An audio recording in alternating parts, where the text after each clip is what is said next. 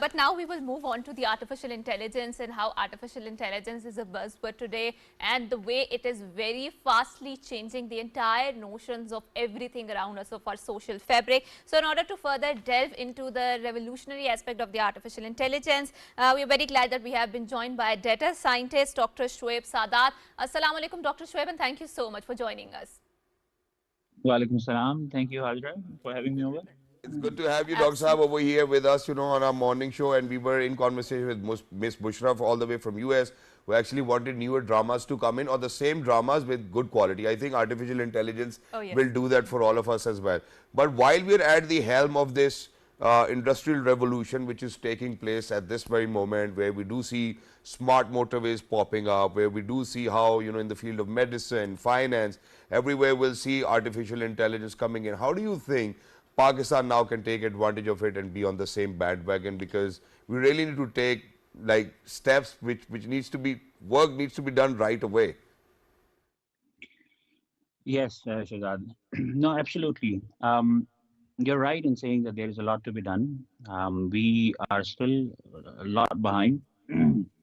And I think the saddest part is the things that we get excited about is the thing that you're having me over for, which is basically the visual aspect of artificial intelligence, isn't it?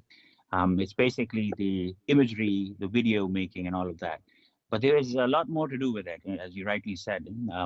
I basically, by profession, I'm a nephrologist, and I'm doing my PhD in AI as well.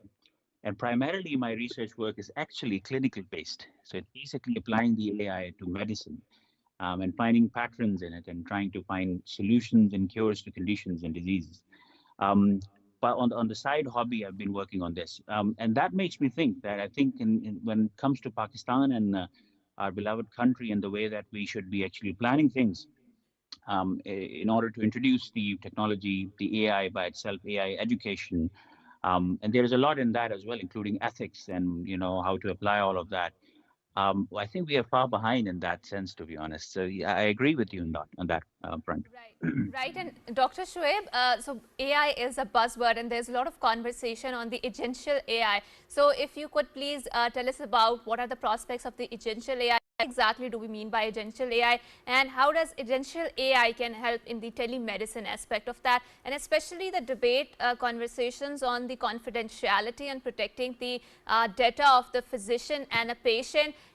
There's a big question mark in artificial intelligence and securing that data, because we know once, your conversation becomes their bits and bytes, they are preserved in the memory forever. How do we protect the confidentiality?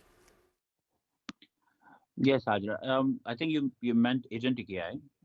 So this is a new thing. I think most of the times when people talk about AI, they talk about generative AI, Gen AI it's called, which is the chat GPTs and which is the deepseeks that you know already. The agentic AI is the new form in a way, not so new. In the world of AI, anything which has been more than 3 months is not so new. But agentic AI means essentially using multiple agents who interact with each other to and try and basically solve a problem. One brilliant example, which I was reading a couple of weeks back, was nowadays there are agentic AI researchers, with one of them actually coming up with the research topic, the other one doing the research, the third actually verifying the research. So there are artificially created agentic modules which can talk to each other and come up with a final solution. So that's one part. The second part about the privacy side of things, I think that's a valid concern. For privacy side of things, we have to think a lot deeper, because most of these models, the foundational models, they are called Gen AI models, which make the basis of these agentic modules. They are being trained on data essentially from internet, which is commonly available. And secondly, whenever you talk to ChatGPT, to be fair, you really don't know where the data goes, right? If you're talking to DeepSeek, you don't know whether it goes to China or not. So there is this concept I wonder if you guys know about open source. This Yeah. is something which is changing the world, and that means essentially you, Hajra or Shazad, on your own computers and servers can install these freely open source available models and start talking to them right away. And one quick comment on that, you would be amazed that even in the university that I'm currently working in London, some of my professors, even they are finding it hard and new to grasp the concept that yes, you can host these models yourself. You don't need to be relying on online models to send your data over. So yeah, there is a lot happening. We need to But keep Dr. up Saab, with I all of have a that. very interesting question over here, and the question is, now imagine that I was sitting down with my 11-year-old daughter, and she came to me, and I was trying to ask her, "Beta, do you know who actually invented the airplane, and how did it all happen?" You know, so she actually spoke about Al-Farabi. She never spoke about Wright brothers, and you know, so there was, and I was shocked because of the fact that, imagine that I went to Google and I searched, okay, you know, when was the first set of, you know, wings were made and whatnot, and it actually took me to Wright brothers. All of a sudden, my daughter opens up the chatgpt and she writes it in, and chatgpt tells me that it was Al-Farabi who came up with a set of wings for the very first time in the mankind race. Now, how do you think that we are going to contest amongst, you know, research from chatgpt or Google, and which one's going to be more authentic? Yeah, so there is a concept called grounding, so which is implemented by Google and literally every model currently on the planet. They have to do it, otherwise no one will trust them. And by grounding, it means that whenever you give the answer, you first conduct a little mini research on the internet. Because, as you said, your gold standard is Google, right? So you're basically referring to the Google on the other side. Yeah. And by grounding, I mean you need to first conduct a mini research, do a query of 2 to 3 pages, find out some of the most recent relevant articles on Google, and then provide all of that data as context to the model before the model starts synthesizing its answer. It's a very simple technique, but people are now using it. And in fact, even if you go to the ChatGPT or DeepSeek, you can see this option on the bottom now. It's called search. So you just click on that and then it grounds itself to the reality rather than creating an answer for you.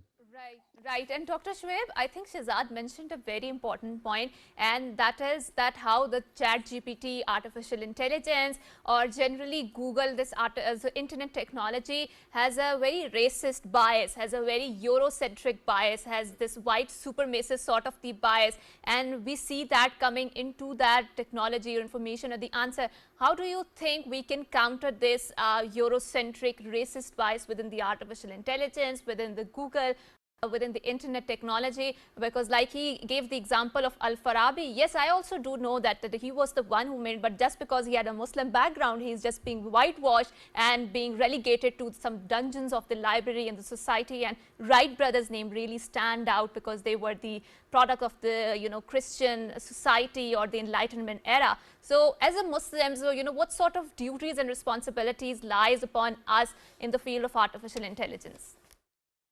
Very good question, Hajra. So yeah, I think the first thing we need to do, and I'm sure it's going to require a lot of money investment from the government, is thinking about making our own models, training our own models. We can't make them. I mean, we can, but we need to train them essentially. And there are a lot of open source free models which are available. In fact, there is this website. I wonder if you heard, alamagpt.com, which actually is, you know, a take on trying to introduce the Islamic traditions into the world of AI and trying to find out the answers and representing Muslims, as you say, in the world of chat GPTs and whatnot. So we need to train our own models. We need to build our own products, and we need to learn. Obviously, China has learned. Why can't we? So 100% in this. And regarding bias, I think that's a very valid point. In fact, Google's second or third model, when they released, I think it was called Imagine, had this bias. In fact, on the opposite side. So it was too liberal on one side, and they had to actually curtail it and censor it.